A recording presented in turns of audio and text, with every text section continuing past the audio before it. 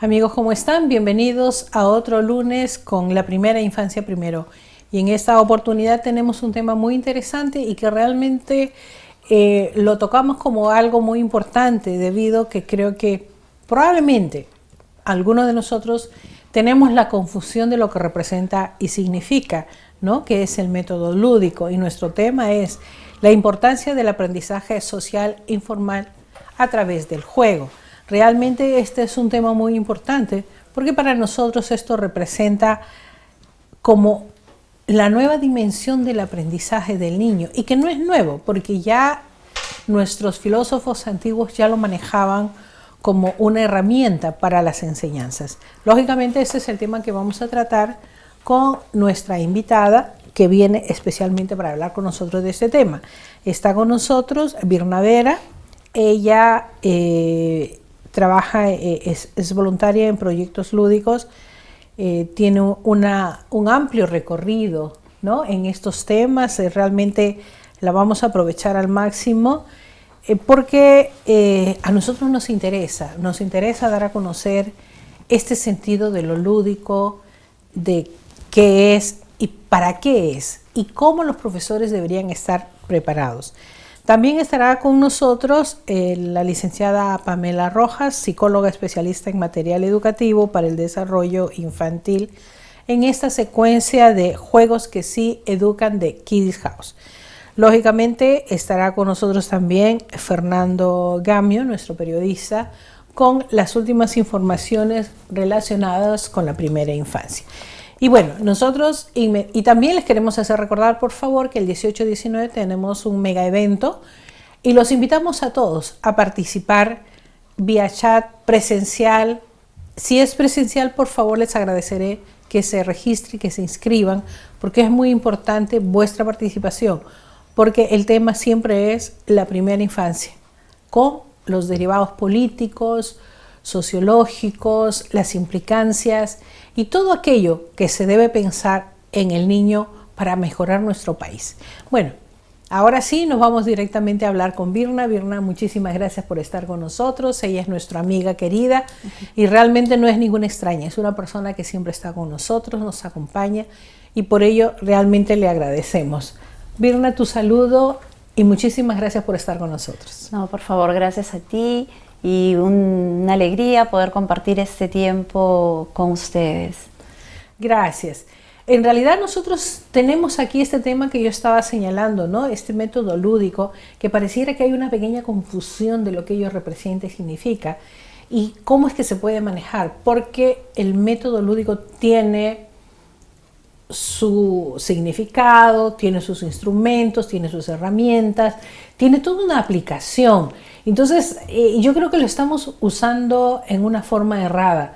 Te voy a agradecer que nos expliques qué significa el método lúdico. Y bien, bueno, para hablar un poco del método lúdico, creo que previamente hay que explicarle a la audiencia que hay una sinergia en ese caso entre dos necesidades, ¿no?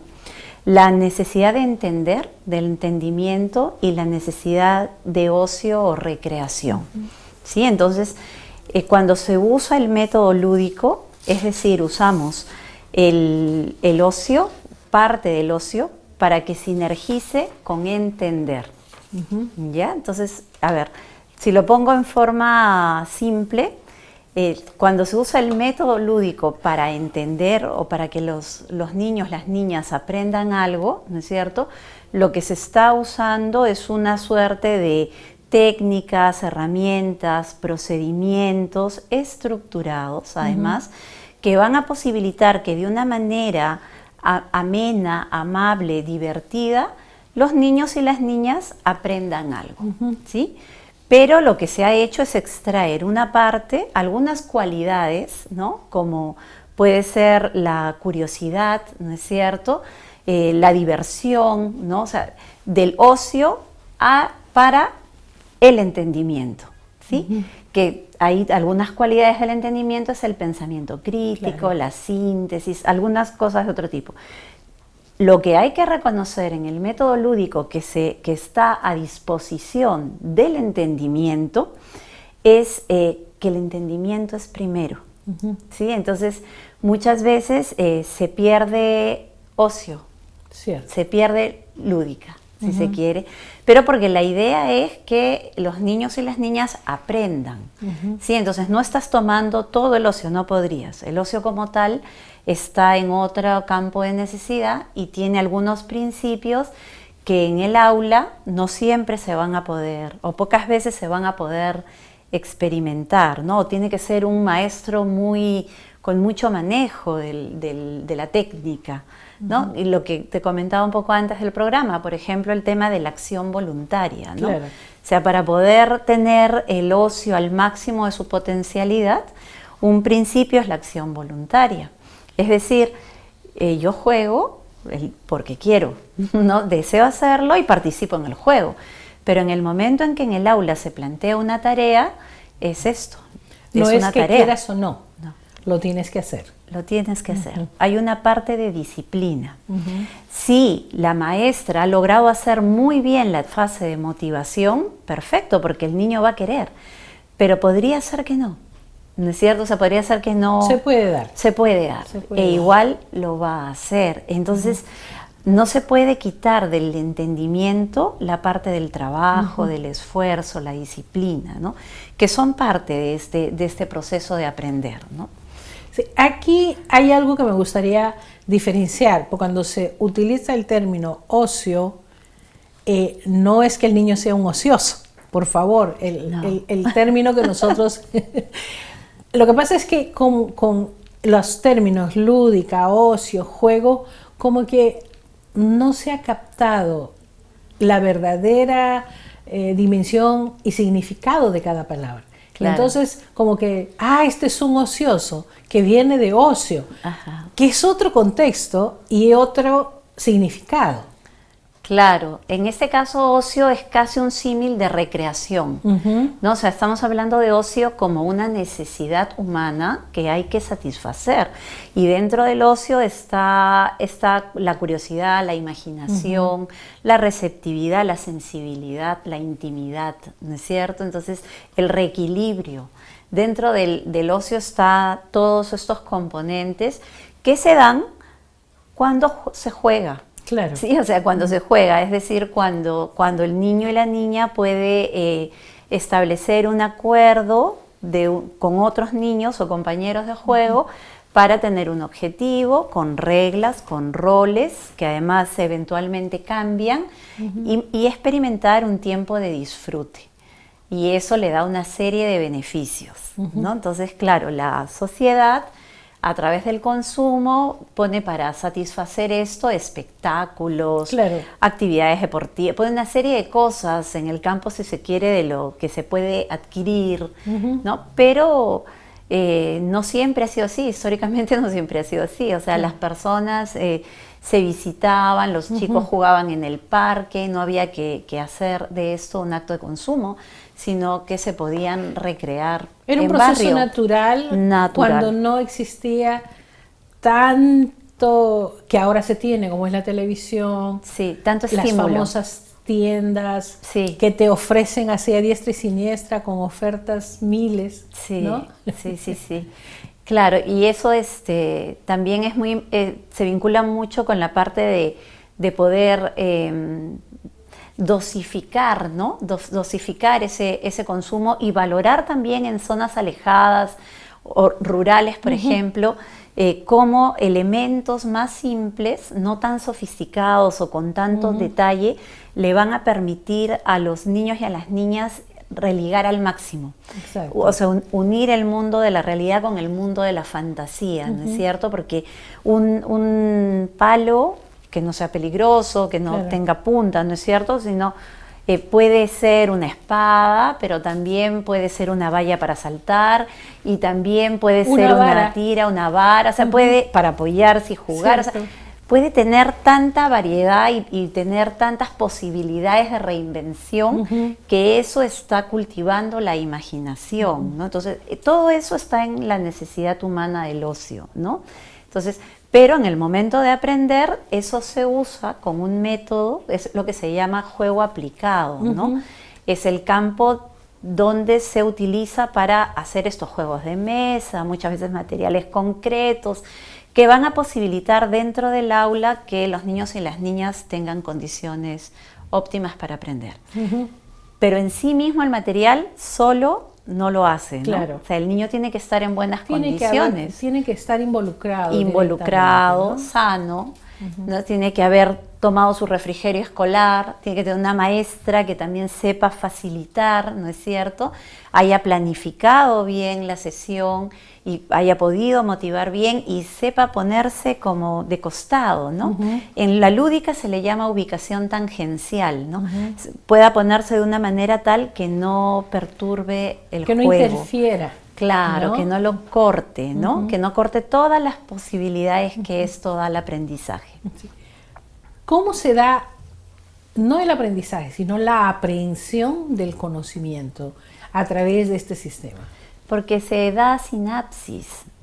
O sea, muchas veces, por ejemplo, ¿qué es lo que te da el juego cuando tú lo aplicas? ¿No es cierto? O sea, lo que te puede dar son como tiene dos grandes potencialidades, ¿no? O sea, una de las cosas es que le va a dar al niño y a la niña una operación mental para desarrollar otras tareas, ¿no es cierto? La operación mental, por ejemplo, he estado hace poco con unos maestros en Moquegua observando una clase en esta institución educativa que ha sacado los más altos resultados en el país, la IE Francisco Bolognesi, que está en Sánchez Cerro, y veía el uso del material concreto, ¿no? Entonces, y veía cómo los niños iban armando las palabras, pero ya hasta habían cantado previamente, ¿no? Habían pasado por toda una sesión y le permitía ir armando, ¿no? Entonces le daban A, Z, no sé qué, ¿no? Y eso va permitiéndole hacer una operación, ¿no? Entonces van a encontrar la palabra. Le pone la palabra, tiene las diferentes letras y hace una operación que ya saben que viene además atrás de un juego anterior que hizo más pequeñito, que era el rompecabezas. Armar lo que está suelto se vuelve un todo, ¿no es cierto? Ya. Y ese es en una parte. Y en otra parte, que yo veo que a veces se usa de una manera un poco, no es la palabra, o sea, un poco forzada, es transmitir conocimiento, contenido. O sea, yo, por ejemplo, me tocó revisar unos juegos de mesa para para primaria y secundaria de SUNAT, y los revisé, les hice, digamos, todo la retroalimentación, eran de varios países, y ellos también querían ver, y había varios, pero donde había tanto contenido, o sea, estaba tan atiborrado, no recuerdo en ese momento de qué país era, pero en general cuando se quiere lograr algo era tributación, cultura tributaria, entonces ya quieren pasar un contenido, eso por ejemplo, para que no pierda lo que el ocio puede dar dentro de una estructura lúdica, un método lúdico, se requiere bastante habilidad para dosificar. Luego para capacitar a los maestros que van a enseñar y para que los maestros lo puedan poner de la mejor manera. Pero en estos dos campos es donde yo observo que tiene bastante potencia, ¿no? Que la lúdica aporta. Cierto. Bueno, en realidad vamos a seguir conversando, nosotros nos vamos a un pequeño corte y regresamos enseguida. Hay muchas preguntas acá que espero el tiempo nos alcance. Vámonos al corte.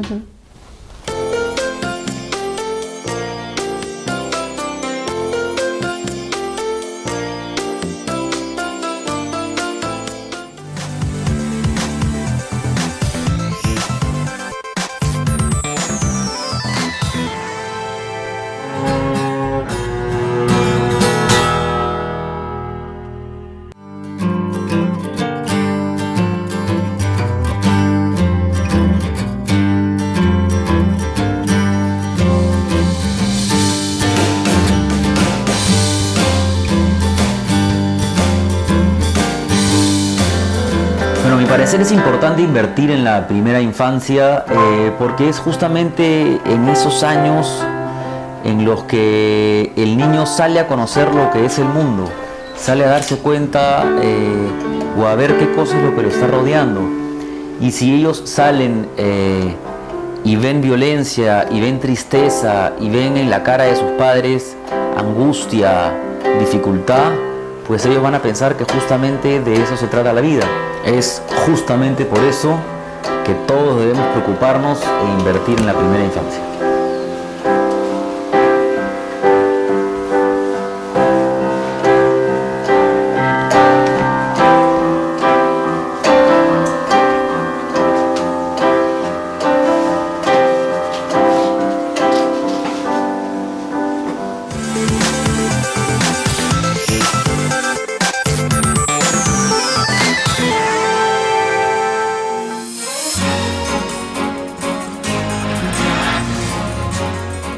Bueno, en realidad aquí tenemos muchas preguntas, muchísimas preguntas que ustedes también nos han mandado y que nosotros vamos a intentar pues hacerlas llegar.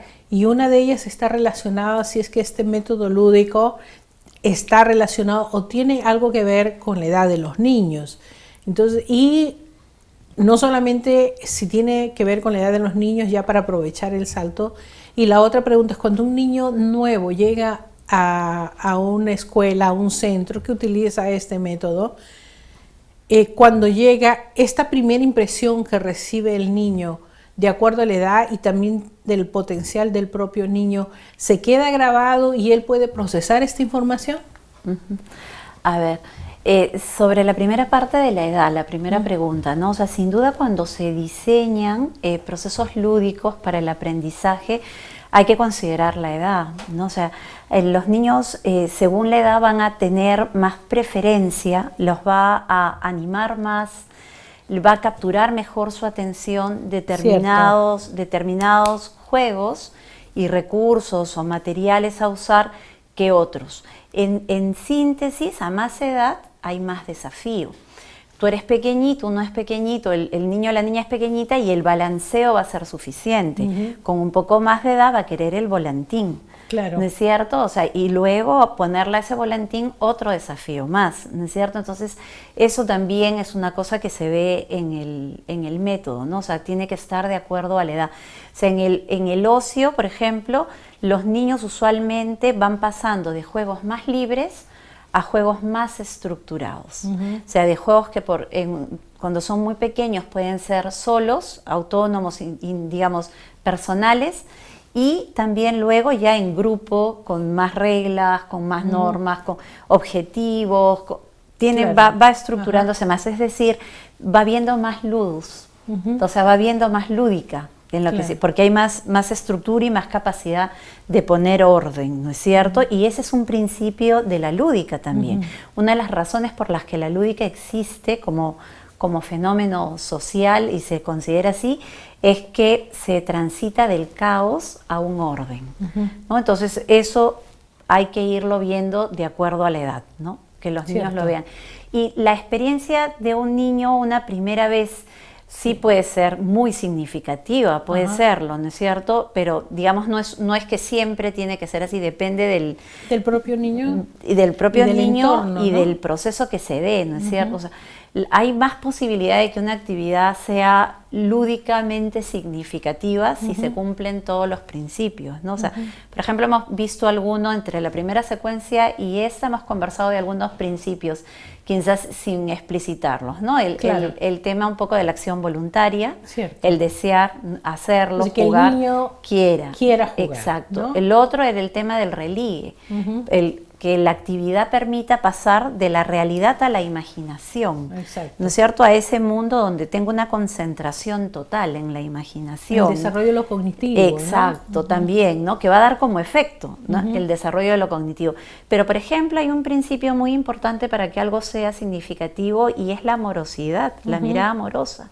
O sea, nosotros cuando hablamos de lúdica, no hablamos de procesos que son, y menos en lúdica aplicada, de procesos que son absolutamente sueltos o solo entre niños, ¿no? O sea, libres así, sino que tienen un adulto, un juególogo, un educador que está mirando. Esa mirada es como un espejo que le regresa al niño aprobación, ¿no es cierto? Que le va a regresar al niño una imagen de sí mismo y que termina de construirlo también, que hace muy agradable la experiencia. Decir que regrese está ahí. Esa es la mirada amorosa, ¿no? Entonces nosotros hemos visto que muchas veces lo que se requiere es que tanto el juególogo, la juególoga, maestro o maestra puedan hacer esto y puedan conectarse con esto y con los niños para que se logre esta buena impresión, ¿no? O sea, esta que se marque, que la experiencia llegue, ¿no es cierto? Eso, por ejemplo, es importante. Y otro principio es la sinergia lúdica, ¿no? Que todos los elementos estén perfectamente puestos. Está el niño bien puesto, cuando decimos ha comido, ha dormido, o sea, está satisfecho. Que tiene todos los elementos tiene cumplidos, todo, ¿no? exacto. Sí. Tiene los materiales necesarios, no son de riesgo, tiene el espacio, hay un juególogo, una juególoga, maestro que puede observar, es decir, hay otros niños, están todas las condiciones dadas como para que estos elementos sinergicen y se potencie al máximo la experiencia lúdica para el aprendizaje y lo llegue como que a marcar. Pero sin duda, en la repetición está el arte, claro, ¿no es cierto? O sea, los fundamentos o la disciplina está en repetir. Y un buen jugador repite y repite y repite el juego. Y eso va a hacer que aprenda, claro, ¿no es cierto? Entonces, en la parte, por ejemplo, más social, el hecho, por ejemplo, de poder jugar repetidas veces con el grupo de compañeros, cambiar de grupo de compañeros, le va a dar al niño y a la niña ciertas habilidades sociales de presentación, de poder aceptar los roles, ¿no? De poder entender el objetivo, de poder cumplir las reglas, de cambiar de roles. Un aprendizaje social. Un aprendizaje social, Sí. sí, sin duda. Pero como los niños, digamos, también están en formación, puede haber niños que quieran abusar, que no están, digamos, ¿no es cierto? Entonces ahí es donde entra el juególogo, la juególoga, el maestro o la maestra y estableciendo las normitas que siempre tiene que haber, ¿no? Sí. Estaba señalando, y me parece muy importante, la presencia del adulto, ¿no? Sí. Que puede ser profesor, tutor, padre de familia, dependiendo del entorno en el que se esté desarrollando este proceso de aprendizaje. Sí. ¿Qué tan importante es la preparación, sea del juególogo o del maestro? Yo creo que es muy importante, no es poca cosa. Yo a veces, por ejemplo, anhelo mucho eso en el país, ¿no? O sea, que haya una preparación en lúdica.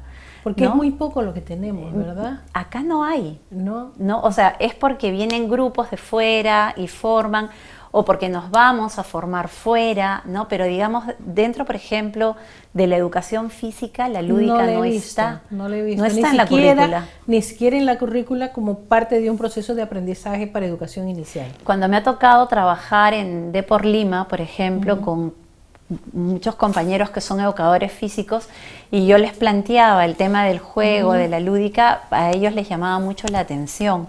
Porque como se puede ver, la lúdica no tiene mucho que ver con competir, ¿no? O sea, digamos, puede ser a veces competir, a veces cooperar, ¿no? Pero digamos, no es como... Sí, son diferentes estados, Claro, ¿no? claro. Entonces, ellos me comentaban que en su formación se adolece bastante de esto y es clave, ¿no? Y ahora que están poniendo en la agenda país de educación que se van a contratar tantos maestros de educación física, sería buenísimo. Pero en general para todos los que intervienen en la realidad con juego, ¿no? O sea, tienen que poder saber de lúdica, ¿no? Sí, además porque si nos vamos a los adultos, hay ahora todo un proceso de terapia de juego de roles. Sí, y utilizamos también la palabra juego. Sí. Y una serie de juegos que te retornan a tu infancia, o juegos de la bolita, el trompo, en fin, cosas que uno las ha dejado y que ya no forman parte de nuestra vida. Y que sin embargo, en muchas empresas, ellos están recuperando el jugar. Sí. Es para el trabajo en equipo, es clave, ¿no? Tú cuando ves cómo juega en un team building, por ejemplo, en una empresa, tú ves cómo juegan, tú ves cómo trabajan. Claro, exacto.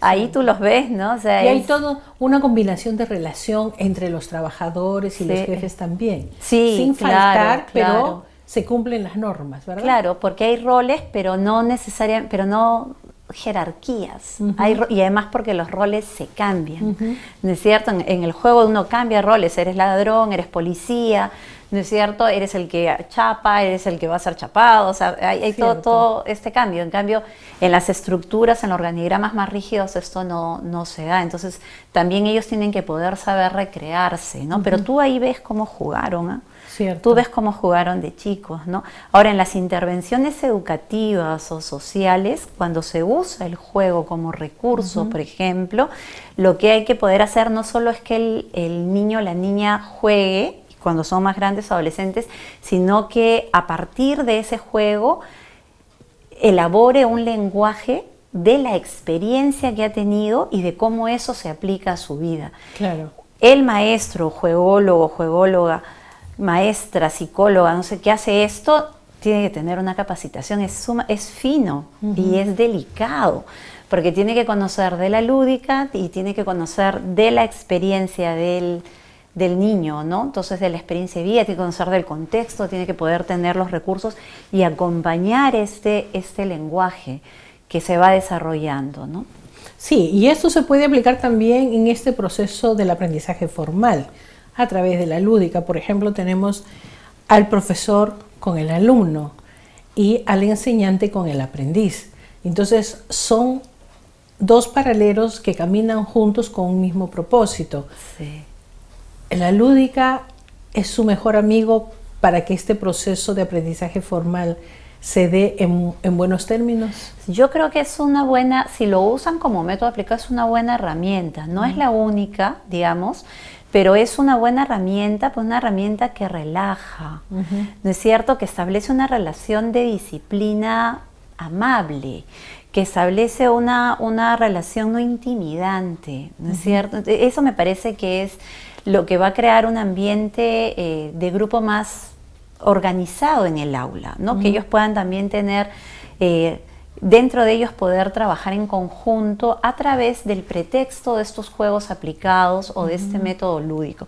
Creo que al profesor le ayuda, porque un profesor o una maestra sumamente tensa permanentemente no va a poder propiciar un clima de aprendizaje nutricio, ¿no? Claro. Saludable, no, por ahí no va. Pero también es cierto que como todo en la vida requiere condiciones, ¿no? Claro que Entonces, sí. yo por ejemplo veo en zonas rurales muy alejadas, ¿no es cierto? Pronoís, por ejemplo, ¿no? Que es que lo que menos inversión recibe, Es verdad. no tienen sillas, no hay materiales. No tienen salas, son salas llega oscuras, nada, claro, húmedas, de barro. Yo camino por las comunidades rurales y sé perfectamente lo que estás diciendo. Sí, Infelizmente es como si estos alumnos no perteneciesen al país, porque no hay autoridad que vea estas necesidades. Pero por otro lado, hay algo que es muy curioso. Tú ves que a pesar de las necesidades, a pesar de las faltas, de las carencias, son niños que saben reír. Sí, sin duda, ¿no? En zona rural al menos pues tienen el campo abierto, contacto con la naturaleza permanente, pero igual si vamos a usar la lúdica como método aplicado sí sería bueno ponerles un opción, foco, ¿no? Claro, porque por lo que yo voy viendo, al menos en zonas rurales, veo que la inversión en inicial, en básica, regular, formal, inicial, está mucho mejor. Pero en Pronoís no llega, ¿no? O sea, cuando veo en Cunamás, de todas maneras hay un esfuerzo interesante. Y también la capacitación de estas animadoras, promotoras de Pronoís, ¿no? Que es muy importante. Muy creo, importante. ¿No? Ellos tienen la formación de estos pequeños que luego van a pasar a primer grado, ¿no? Entonces este tema, por ejemplo, es una base clave. muy importante, Sí. ¿no? Las condiciones, o sea, en la lúdica como en el entendimiento, si se quiere en el ocio, en el entendimiento, se requieren condiciones para todo, para aprender. Se requieren condiciones para aprender y se requieren condiciones para enseñar, ¿no? Claro que sí, claro que sí. Bueno, en realidad el tiempo siempre nos está caminando, pero yo no sé si tendremos algo del chat, me gustaría poder verlo. Ahí tenemos, me voy a poner mis lentes, porque si no, no leo. Indira yo la conozco, es una seguidora nuestra, una amiga muy querida y quien nos dice que efectivamente la actividad lúdica es importante en el niño porque genera 3 aspectos relevantes dentro de su desarrollo integral. Indira también trabaja en este campo de la infancia. Si subimos un poquito, por favor, Neri Victoria dice: existen muchos proyectos y programas en favor de la infancia, pero se van perdiendo en el camino. Eso es verdad, no hay continuidad. Así no se avanza porque están sujetos al parecer de las autoridades de turno y son los que deciden si continúan tal o cual programa sin rescatar lo bueno que tiene cada programa o proyecto. Ahorita lo vamos a comentar. Indira dice, hay 3 aspectos que se ven en lo lúdico, ¿no? Intelectual, cognitivo, evolutivo, conductual, afectivo, emocional. Y un saludo para Virna. Perfecto. Muchas gracias, en realidad igualmente. es esa parte muy importante que estamos pegando. Tenemos miles de programas, miles de proyectos, todos dice que con buena intención.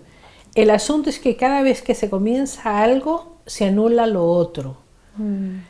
Se intenta dar lo mejor, pero la continuidad de un proyecto como que se quiebra a mitad de camino. Claro, existen N razones seguramente justificables. Seguramente. Pero el problema es que no se da la continuidad y que eso es lo primero que plantea lo lúdico, que tiene que haber las condiciones y una continuidad en este proceso de aprendizaje. De la noche a la mañana no se puede cambiar. Entonces, ¿cómo podríamos manejar esta situación como para generar un encauzamiento un poco mejor en las políticas que se establecen en el aprendizaje? Sí, a ver, yo creo que también es como el sistema, ¿no? O sea, está el Estado, pero también están las organizaciones, como ustedes, por ejemplo, que propician de alguna manera apoyo y vigilancia a las acciones que el Estado hacen y que de alguna manera obligan esta continuidad, ¿no? Entonces hay como un sistema y luego está, bueno, toda la red de profesionales que ya trabaja dando los servicios de preparación, educación, cuidado, ¿no? Y van habiendo como esfuerzos. Yo, por ejemplo, de todas maneras soy positiva en la medida que veo que hay cosas que avanzan, que antes no habían. Claro que hay que trabajar en el día a día porque se mantengan. Por ejemplo, hace poco se está gestando la mesa por el derecho al juego y la ha convocado es el MIMP, ¿no es cierto? Está las personas del programa Juguemos impulsando esta mesa. Han convocado a diferentes instituciones. Cierto que su desafío es no ser solo Lima, es realmente ser país, ¿no es cierto? Porque solo Lima, con las agendas de Lima, digamos, no es todo el Perú, ¿no? Ni la parte más vulnerable del Perú. Somos 3 regiones tan bien señaladas, sí. tan bien demarcadas que hay que considerar. Sí, pero creo que en la medida que cada sector haga su parte, esto va a poder continuar, ¿no? De hace, no sé, 10 años que, digamos, empecé a trabajar propiamente la parte de la lúdica organizada para incidir.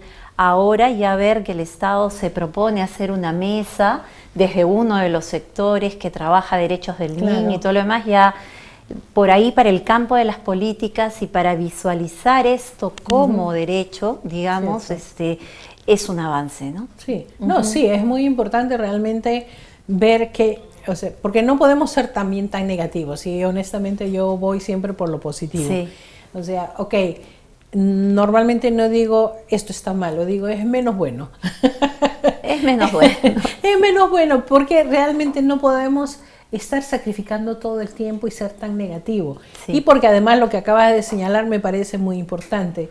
Las cosas que uno pretende que se hagan, también uno las tiene que comenzar a hacer. Y no dejar que terceros piensen por uno, salgan a la calle a protestar pidiendo tal o cual cosa. Nosotros como ciudadanos civiles tenemos el derecho de pedir lo mejor, que además hay derecho, especialmente en educación para nuestros niños. Sí. Entonces, realmente hablando de derechos y de todo lo que hace y de otras organizaciones, me gustaría saber proyectos lúdicos. ¿Qué es lo que está haciendo? ¿Cuáles son sus programas? Sí. ¿Qué es lo que tiene de aquí a poco? Sí, o sea, Proyectos Lúdicos se dedica al juego aplicado. Eso es lo que hace, juego para problemas sociales. Ese es, digamos, su campo, ¿no es cierto? Entonces, en esa medida, coloca al juego y a todo lo que el ocio puede dar al servicio de la seguridad, del afecto, de la subsistencia, de otras necesidades y problemas sociales. Entonces, lo que nosotros hacemos es trabajar, por ejemplo, hemos estado con Philips para el tema, por ejemplo, de guardianes de la salud, y a través del juego se trabajó todo el tema de en instituciones educativas, de que los propios trabajadores de la empresa pudieran llegar y dar sus capacitación en juegos a los niños con este contenido, ¿no? Entonces, cuando se quiere trabajar o aplicar para algún campo el juego, nosotros estamos ahí. Eso es lo que nosotros hacemos. ¿Sí? O sea, siempre hay un montón de propuestas de este tipo fuera, pero lo nuestro es aplicarla a la resolución de problemas. O sea, nosotros somos juego aplicado. ¿De qué naturaleza? Una de las cosas que, por ejemplo, ese era el tema del conocimiento para la parte ambiental, ¿no? Pero otra cosa, por ejemplo, que nosotros hemos hecho tiene que ver con poder trabajar bien los parques que tienen juegos, ¿sí? O sea, poder organizar a las personas para que se responsabilicen y puedan hacer además animación, ser estos juególogos en parques que tienen juegos, ¿no es cierto? Y hacia eso es hacia lo que vamos, ¿no? O sea, a todo aquello que pueda resolver un campo problema, ¿no? Y en eso llegamos hasta, si es que se requiere, llegamos hasta la normatividad y conseguir el presupuesto, ¿no? Claro Pero sí. si la experiencia es de una empresa que puntualmente quiere desarrollar algo, lo hacemos ahí, ¿no? Eso es lo nuestro. Me gustaría que nos des la página, por favor. ¿Cómo no? Es www.proyectoslúdicos.com. Sí, yo creo que lo tenemos ahí, que realmente quienes tengan interés en conocer un poquito más pueden llegar a ellos, porque realmente nos amplía mucho esta información de qué significa lo lúdico y que el juego es apenas un instrumento de todo un conjunto de herramientas que se pueden ganar a través de los... Ustedes también hacen seminarios, ¿verdad? Nosotros traemos algunos grupos de fuera, traemos por ejemplo a La Mancha de Uruguay, en verano, los veranos vienen a capacitar y somos la organización que los representa acá, ¿no? Bueno, yo creo que hay la posibilidad de aprender un poco más con relación a lo lúdico y lógicamente con proyectos lúdicos, que va a ser muy importante. Muchísimas gracias, Mirna, por haber estado con nosotros. Realmente siempre ustedes tan queridos que nos acompañan, y yo creo que este tema no se ha agotado porque todavía queda mucha cosa en el tintero que hay que darlo a conocer, especialmente para que el aprendizaje se dé mejor, para que el juego sea una buena herramienta de este proceso de aprendizaje en los diferentes campos, y que los pedagogos se preparen, porque yo creo que esa es una falla que tenemos bastante seria. Gracias por estar con nosotros, Mirna. Muy amable, gracias a ti. Bueno, nosotros antes de irnos a un corte, les comento que inmediatamente tenemos la secuencia de Kiddie House, donde vamos a hablar de unas tarjetitas parlachinas muy interesantes con la licenciada Paola. Vamos al corte.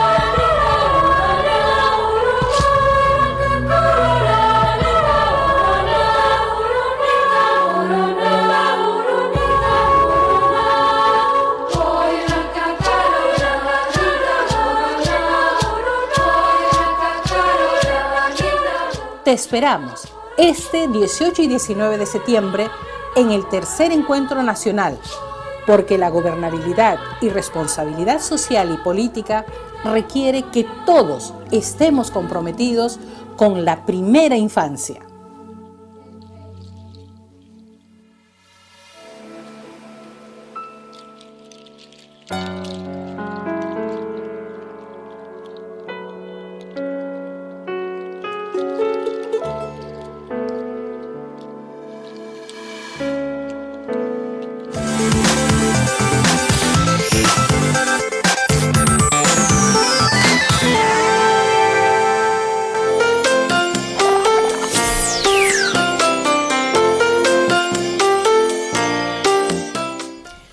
Bueno, ya estamos ahora con la secuencia Kiddie House.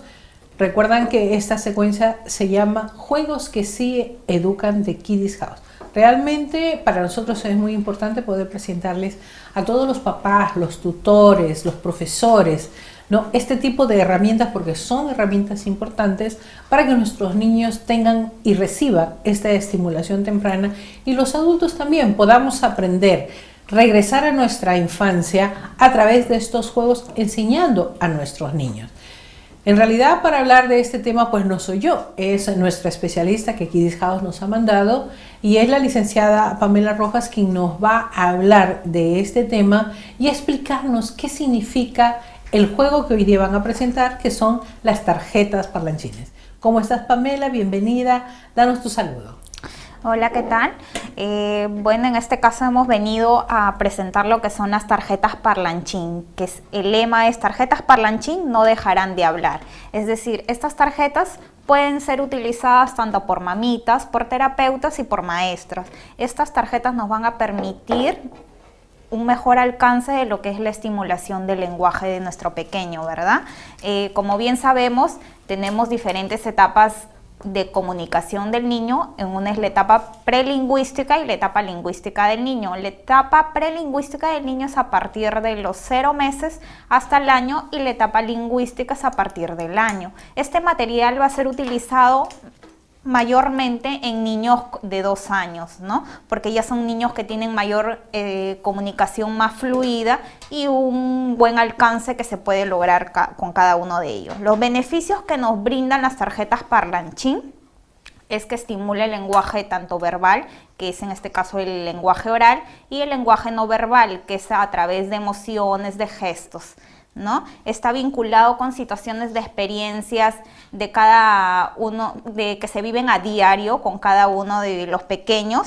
Enriquece el vocabulario tanto del niño como de la niña. Hay mejor alcance de lo que es auditivo y un mejor alcance de lo que es concentración y atención en el pequeño. Son imágenes que están distribuidas de la siguiente manera. Son diferentes etapas de imágenes. Las diferentes etapas de las imágenes podemos encontrarlas en imágenes bucolingüísticas, imágenes de sonidos onomatopéyicos, imágenes de sonidos de experiencias vividas y imágenes de sonidos de algún instrumento musical. Son 50 imágenes fotografiadas de imágenes reales que tienen unas medidas de 18 por 18 aproximadamente, ¿sí? Cada imagen tiene una imagen concreta, y al reverso de cada imagen tenemos una consigna. Esta consigna nos va a ayudar a establecer un lazo afectivo y comunicativo con el pequeño. Es decir, le vamos a mostrar la imagen y les vamos a preguntar: ¿qué está haciendo la niña? Está dando un beso, ¿verdad? Y así sucesivamente. Las tarjetas vienen en un material, en este caso es una cajita de lata, con su respectivo manual. En el manual vamos a ver los beneficios, por qué son importantes estas tarjetas y las dificultades que pueden manifestar diferentes niños, ¿sí?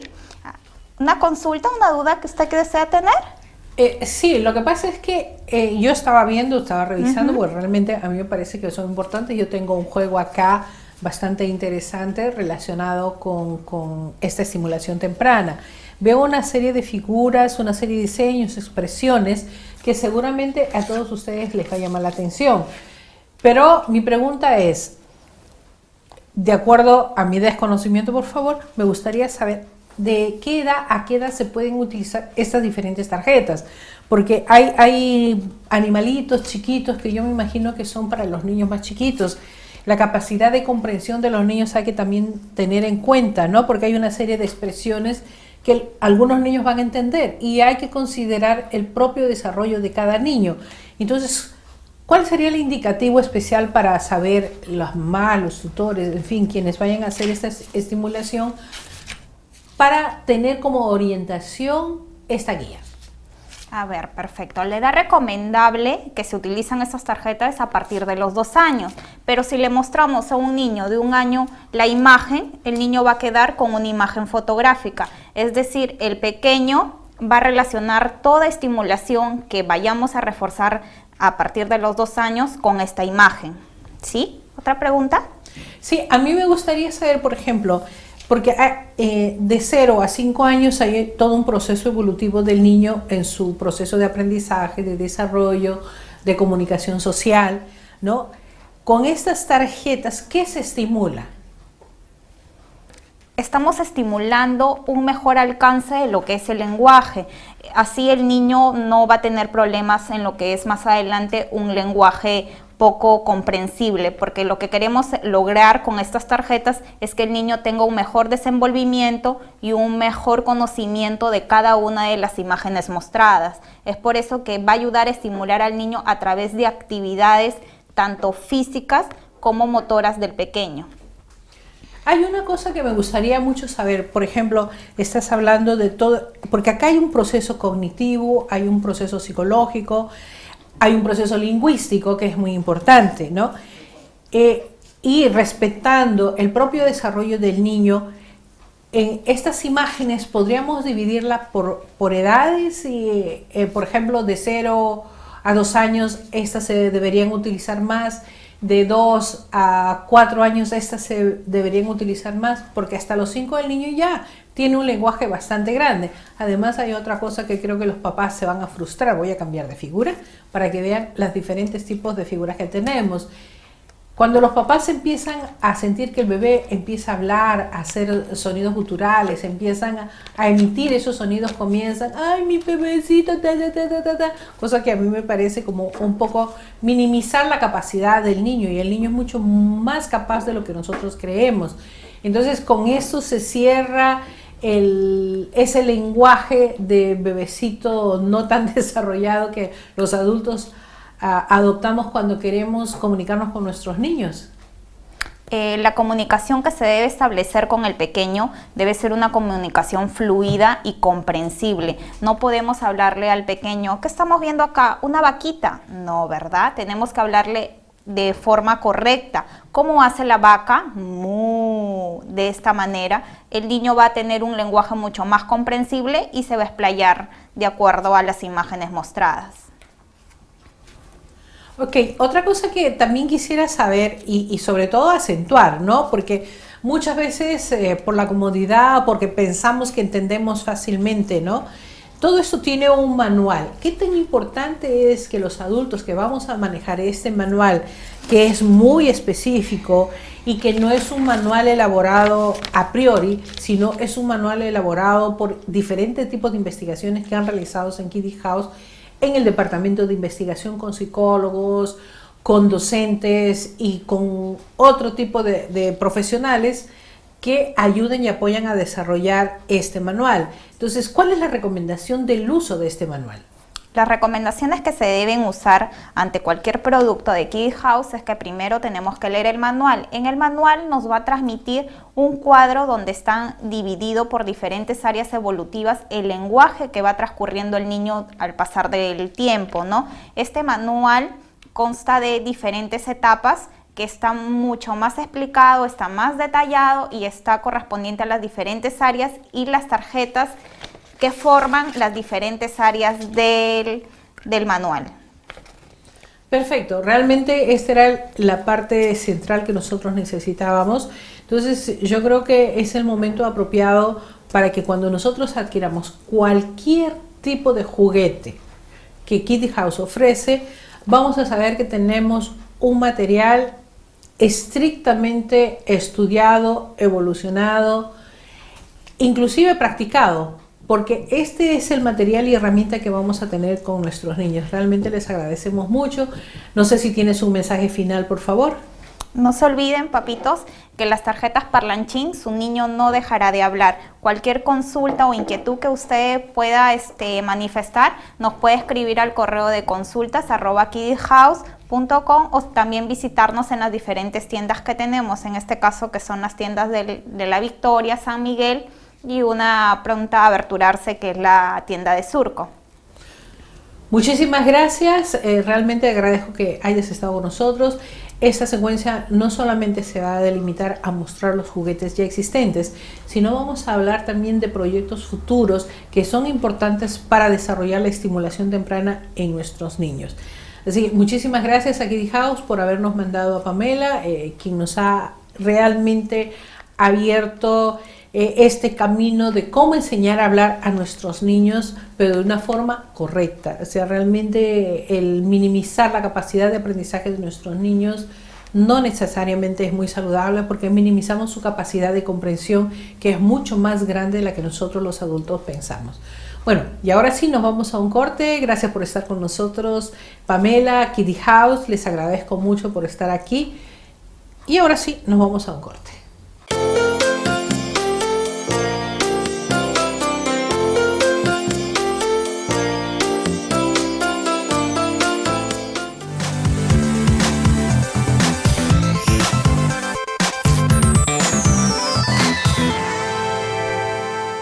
¿Sabías que en el Perú hay más de 3,5 millones de niños menores de 5 años?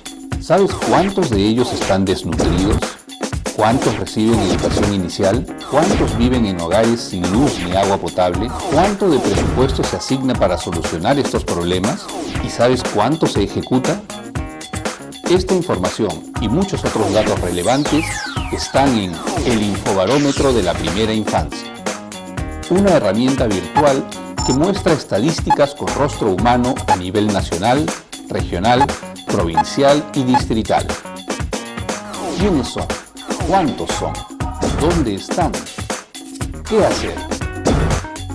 Ingresa al Infobarómetro de la Primera Infancia para conocer la realidad de los niños y niñas de 0 a 5 años de nuestro país, para tomar decisiones acertadas, para apoyar, para demandar y vigilar que se cumplan los compromisos. Infobarómetro de la Primera Infancia.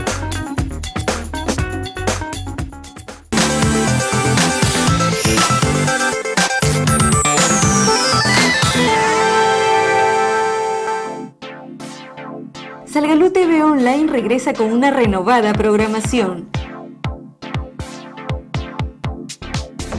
con invitados especiales y nuevas secuencias, persistiendo en que la primera infancia sigue siendo nuestra prioridad en la agenda social y política del país. Conéctate de lunes a viernes en un nuevo horario.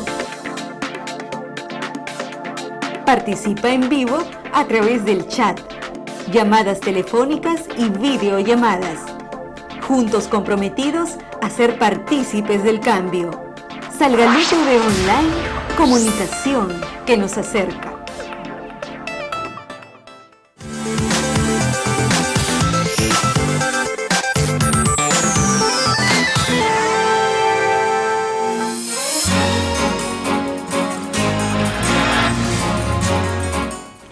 Bueno, ya realmente estamos casi al final de nuestro programa, pero antes tenemos a nuestro periodista Fernando Gamio con la secuencia La Agenda de la Primera Infancia.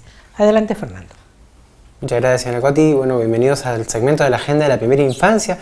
Amigos, parece mentira, ya la próxima semana se realizará el tercer encuentro nacional por la primera infancia, el próximo 18 y 19 de septiembre, jueves y viernes.